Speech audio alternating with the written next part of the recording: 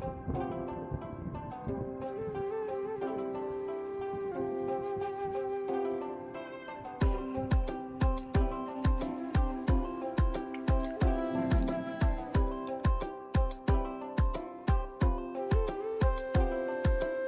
High नमस्ते, स्वागत छ हाम्रो पूर्वेली किचनमा।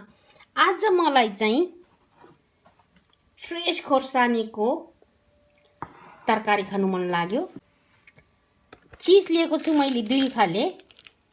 एउटा यो स्लाइस चीज लिएको छु, एउटा चाहिँ यो डिक्का चीज लिएको छु। यो भेराको चीज हो र यो चाहिँ गाईको चीज।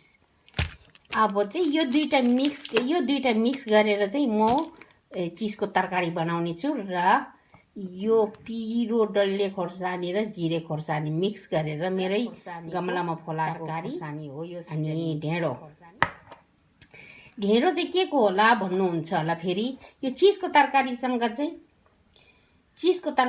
चाहिँ ढेँडो फापरको ढेँडो नै मिठो हुन्छ, कि त कोदोको ढेँडो कि त फापरको ढेँडो एकदमै मिठो हुन्छ। तपाईहरुले पनि ट्राई गर्नु होला। त्यति पिरो खानु सक्दैन भने चाहिँ थोरै पिरो हालेर पनि बनाउन सक्नुहुन्छ। मलाई चाहिँ आज चाहिँ स्याक्क हुने गरेर चाहिँ पिरो खानु मन लाग्यो, त्यही कारण आज म यो डल्ले खोर्सानी र चीजको तरकारी खाने छु र ढेँडोसँग फापरको ढेँडो खाउँ है त आज।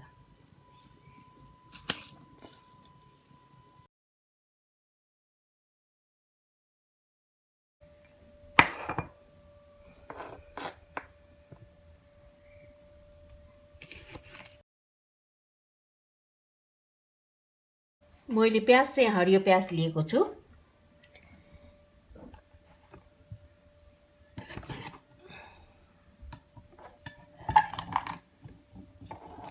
यो बनाउनु एकदमै सजिलो छ। यो डाइरेक्ट हाल्दिने भाँडामा।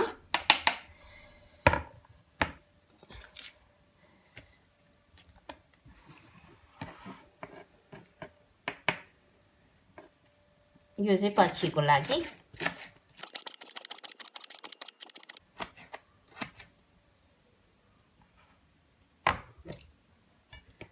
र लसुन कुटेर रेडी पारेको छु। लसुन चाहिँ अलि धेरै हाल्दिने।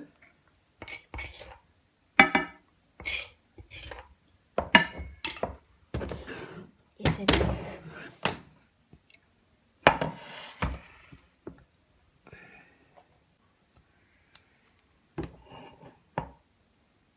पानी हाल्दिने माथि। थोरै आफूलाई कति चाहिन्छ पानी त्यति पाक्दाखेरि ठिक्क होस्। मैले थोरै पानी हालिदिएँ।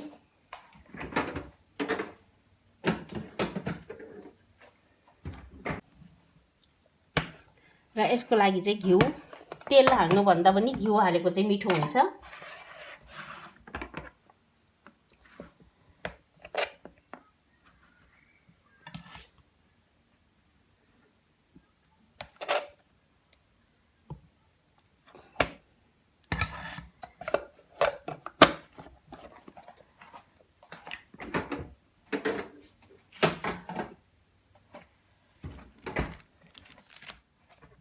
अब हामीले चीजलाई चाहिँ हालिदिने, किनभने यसमा चाहिँ हरियो प्याज हालेको हुनाले चाहिँ चीज सँगसँगै हालिदिने। सुकेको प्याज हालेको भए अलिकति पकाएर मात्रै चीज हाल्नुपर्छ र हरियो प्याज हालेको छु, त्यही कारण मैले चीज अहिले नै हालेको।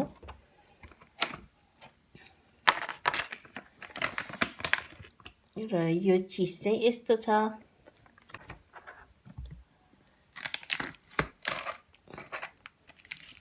भेराको चीज भएको हुनाले चाहिँ यो धेरै नै कडा छ। आफूलाई टमाटर हालेको मन पर्छ भने चाहिँ थोरै टमाटर पनि हालिदिने।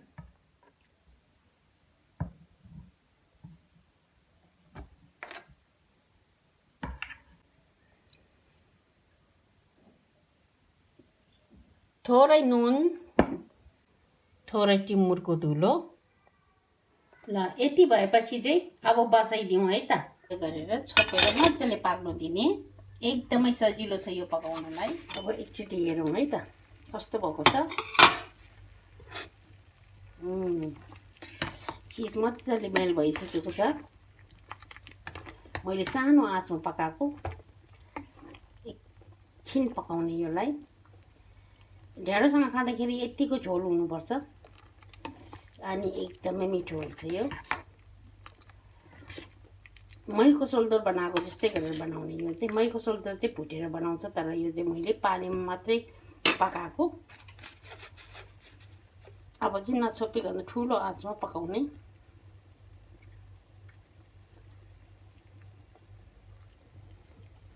यसरी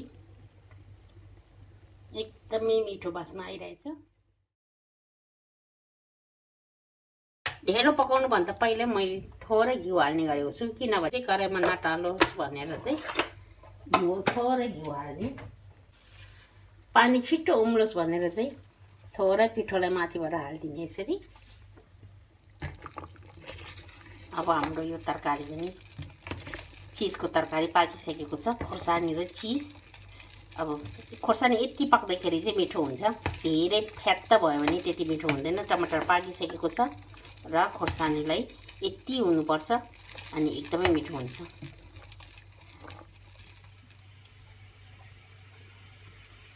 अब चाहिँ ढेँडो ओह्रालौँ है त। पानी उम्लियो।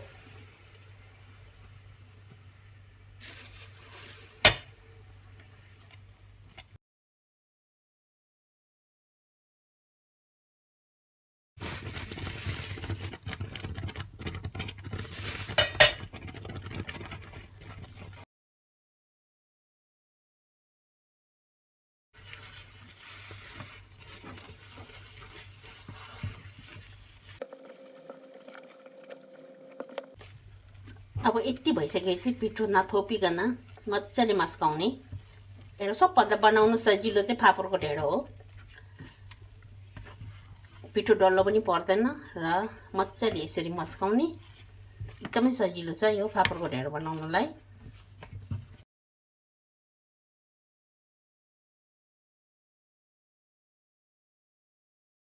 दही करी बनाएर पनि फापरको ढेँडो एकदमै मिठो हुन्छ।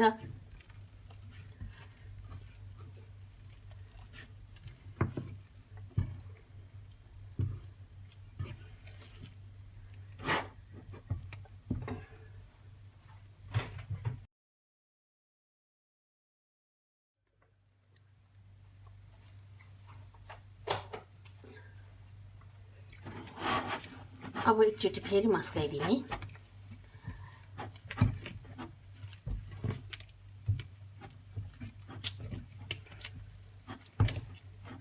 ल अब चाहिँ पाकिसक्यो है हाम्रो ढेँडो।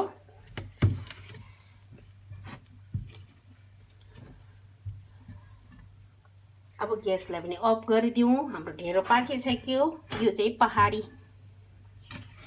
पहाडी हिमाली भेगको खाना हो। जाडो महिनामा यसरी खाइन्छ।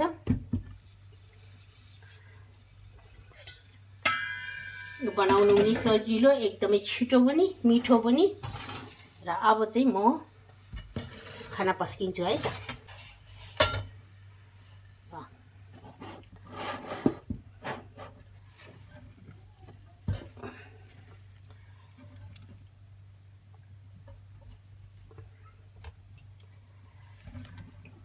ढेँडो चाहिँ एकचोटि मात्रै हाल्नु हुँदैन भन्छ हाम्रोतिर चाहिँ, दुईचोटि हाल्नुपर्छ भन्छ। दुईचोइली भन्नाले दुई चोइली। मैले दुई चोइली पनि हालेँ। अब हाम्रो यो तरकारीलाई चाहिँ यो हरियो प्याज हालिदिउँ।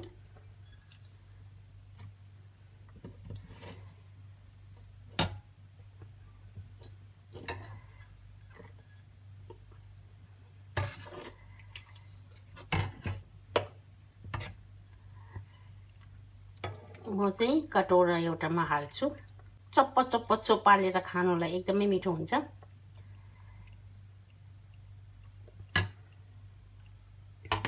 ल मैले खाना सर्भ गरिसकेको छु। अब यहाँ साइडमा चाहिँ मैले आलु र गुन्द्रुकको अचार, फापरको ढेँडो अनि यो चाहिँ चिजको तरकारी, खोर्सानी र चिजको तरकारी। हेर्नुहोस् त खाना एकदमै खाउँ लाग्दो भएको छ। यस्तो फापरको ढेँडो र चिजको तरकारी, चिज र खोर्सानीको तरकारी अनि यहाँ छ गुन्द्रुक र आलु साँधेको। मलाई चाहिँ एकदमै मनपर्छ गुन्द्रुक र आलु साँधेको, त्यही कारण चाहिँ म सधैँ बनाइरहन्छु यो चाहिँ। अब सुरु गरौँ है। फर्स्टमा त यो लङ पानीबाट नै सुरु गरौँ। यो लङ पानी चाहिँ किन खाएको होला भन्दा भन्नुहुन्छ होला फेरि। यो लङ पानीले चाहिँ तातो पानीमा लङ भिजाएर खानुको कारण चाहिँ गिजाको समस्या छ भने, गिजा फुल्ने र गिजाबाट खुन आउने समस्या छ भने चाहिँ यो रेमेडी चाहिँ तपाईँहरूले अपनाउनुहोस्, एकदमै राम्रो छ। अब चाहिँ म खाना खानु सुरु गर्छु है त। तपाईँहरूसँग कुरा गर्दा गर्दै मेरो ढेँडो पनि सेलाएछ।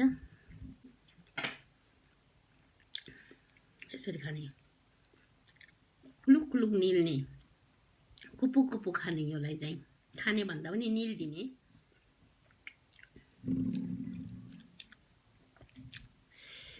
एउटा बहिनीले चाहिँ मेरो भिडियो हेर्नुभएको रहेछ, सिस्नु र ढेँडो खाएको, सिस्नु र मकैको ढेँडो खाएको भिडियो एउटा। त्यसमा चाहिँ कमेन्ट लेख्नु भएछ कि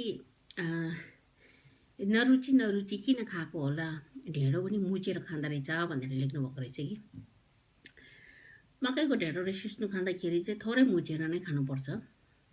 अनि कोदोको ढेँडो र फापरको ढेँडो खाँदाखेरि चाहिँ यसरी डल्लो पार्दै अलिकति खोपल्टो बनाउने, अनि यस्तो गरेर डुबाउने र कुप्प खाने।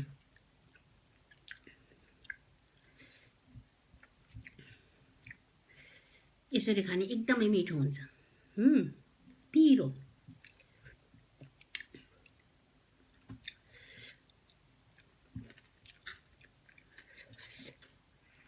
र आलु र गुन्द्रुक साँधेको हो, एकदम मिठो छ।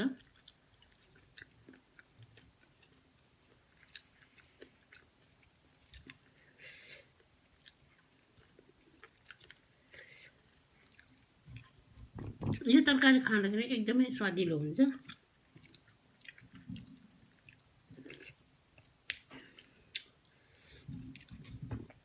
पिरो पनि अति पिरो भएको छ। यदि तपाईँहरूलाई पनि खानु मन लाग्यो भने चाहिँ बनाएर चाहिँ टेस्ट गर्नु होला कस्तो हुन्छ। कमेन्ट बक्समा कमेन्ट लेख्नु नभुल्नु होला। र आजको लागि चाहिँ यतिमै बिदा लिन चाहन्छु र अर्को भिडियोमा फेरि भेटौँला। बाई।